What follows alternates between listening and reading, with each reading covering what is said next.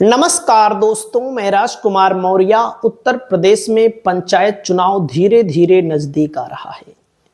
पंचायत चुनाव के लिए सभी दावेदार अपने अपने गांव में वोट मांगने के लिए जुट चुके हैं, जन समर्थन मांग रहे हैं।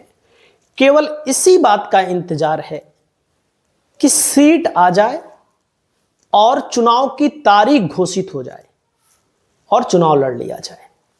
लेकिन दोस्तों, मैं आप सभी साथियों को अपने चैनल के माध्यम से महत्वपूर्ण जानकारी उपलब्ध कराता हूं।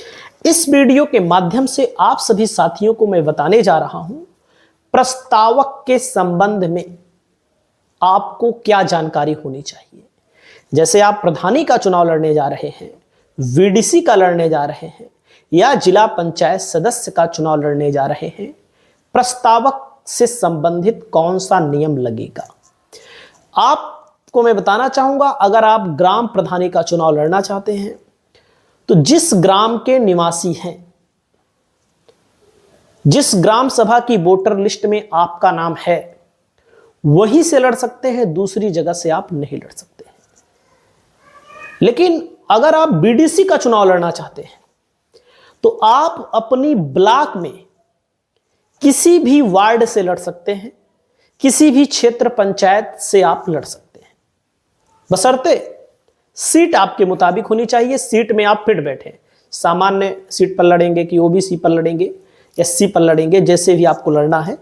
हालांकि ज्यादातर लोग अपने ही गांव से संबंधित सीट पर लड़ते हैं ताकि गांव के लोग वोट दें।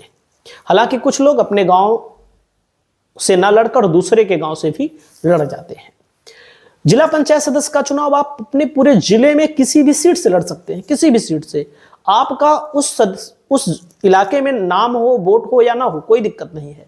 जैसे आप जिस जिले के हैं, जैसे कोई अयोध्या जिले का है, लड़ना चाहता है जिला पंचायत सदस्य का चुनाव, और जहां का निवासी है वहां पर दूसरी सीट आ गई, तो आप जहां के निवासी नहीं है, जिस गांव के, जिस वार्ड के निवासी नहीं, आप वहां से भी लड़ सकते हैं। ये जानकारी मैंने आपको प्रथम दृष्टया बताई, आपको जानकारी होगी भी। तो दोस्तों, मेन मुद्दा है आज का प्रस्तावक। अगर आप प्रधानी का चुनाव लड़ने जा रहे हैं तो आपको प्रस्तावक की भी जरूरत पड़ेगी। अपने यहां से लड़िए तब भी ठीक है, अपने गांव से लड़ोगे तो प्रधानी में, बीडीसी में जिस वार्ड से लड़ोगे, जहां से लड़ोगे वहां का प्रस्तावक चाहिए। जिला पंचायत सदस्य में भी जिस वार्ड संख्या से लड़ोगे वहां का प्रस्तावक लगेगा, पूरे जिले का नहीं लगेगा। उसी वार्ड का प्रस्तावक होना चाहिए, उसी वार्ड में उसका नाम होना चाहिए। तो सबसे पहले प्रस्तावक क्या होता है? प्रस्तावक वह व्यक्ति होता है जो प्रमाणित करता है कि मैं इस प्रत्याशी को प्रधान पद के लिए या जिला पंचायत सदस्य के लिए या बीडीसी के लिए समर्थन दे रहा हूं। समझ रहे हैं? नामांकन पत्र में प्रत्याशी के साथ साथ प्रस्तावक कानूनी रूप से जरूरी है। बिना प्रस्तावक के कुछ नहीं होगा, प्रस्तावक तो चाहिए ही चाहिए। तो पहले आपको तय कर लेना है प्रस्तावक। अब जैसे सीट आती है ओबीसी, एससी, एसटी, सामान्य सीट आती है, महिला पुरुष। दोस्तों, आपको मैं बताना चाहूंगा, एससी सीट आए, ओबीसी सीट आए, एसटी आए, सामान्य आए, कोई भी आए, आपका प्रस्तावक कोई भी हो सकता है। ऐसा नहीं है कि ओबीसी सीट आई है तो ओबीसी ही प्रस्तावक होगा। कोई भी प्रस्तावक हो सकता है, एससी भी हो सकता है, सामान्य भी हो सकता है, महिला भी हो सकता है, पुरुष भी हो सकता है। जाति का कोई भी बंधन नहीं है, किसी भी जाति का प्रस्तावक बन सकता है। सामान्य वालों के लिए भी किसी भी जाति का, ओबीसी वालों के लिए भी, एससी एसटी वालों के लिए भी।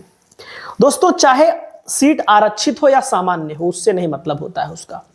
अगला नंबर आता है वोटर लिस्ट में नाम सक्रिय होना चाहिए। जैसे अब की बार तो तमाम लोगों के नाम कार्ड भी दिए गए जो कि बाहर रहते थे।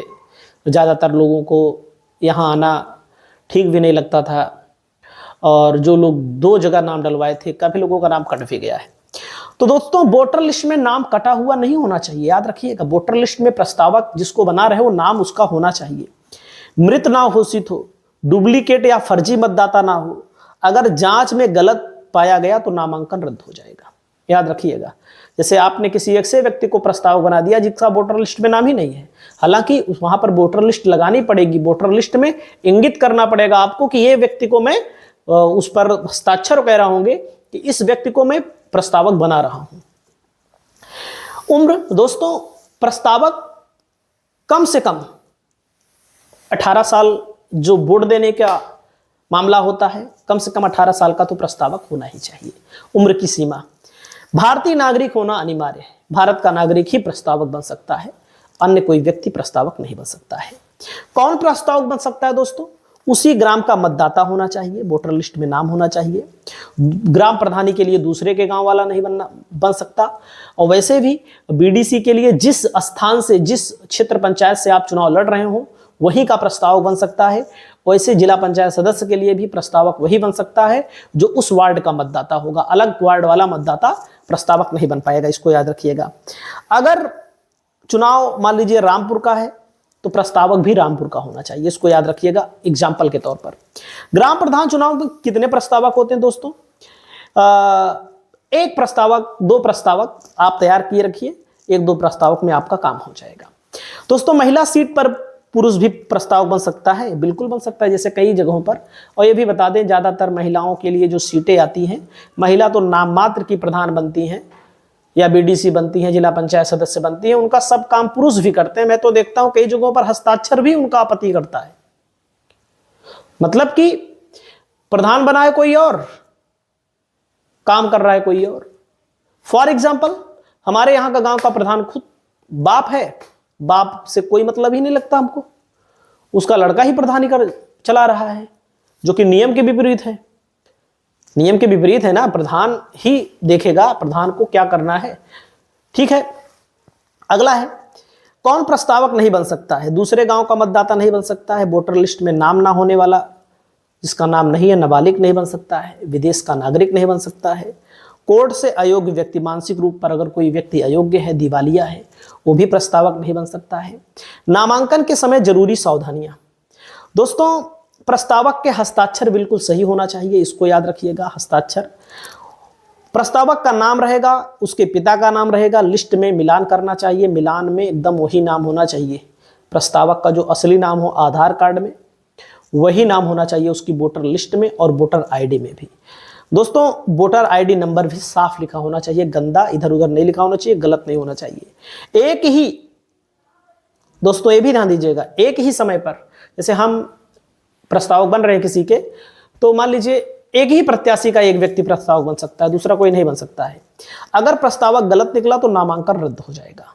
तो ये प्रस्तावक से संबंधित जानकारी है, जो भी नियम है, कानून है, धीरे धीरे जैसे जैसे चुनाव नजदीक आ रहा है वैसे वैसे जनता को जानकारी उपलब्ध कराने का पूरा प्रयास कर रहे हैं। बाकी चुनाव है, चुनाव में बहुत सारी चीजें भी आएंगी, सभी जानकारियां हमारे इस चैनल पर आपको उपलब्ध कराई जाएंगी। बहुत बहुत धन्यवाद, बहुत बहुत शुक्रिया, नमस्कार।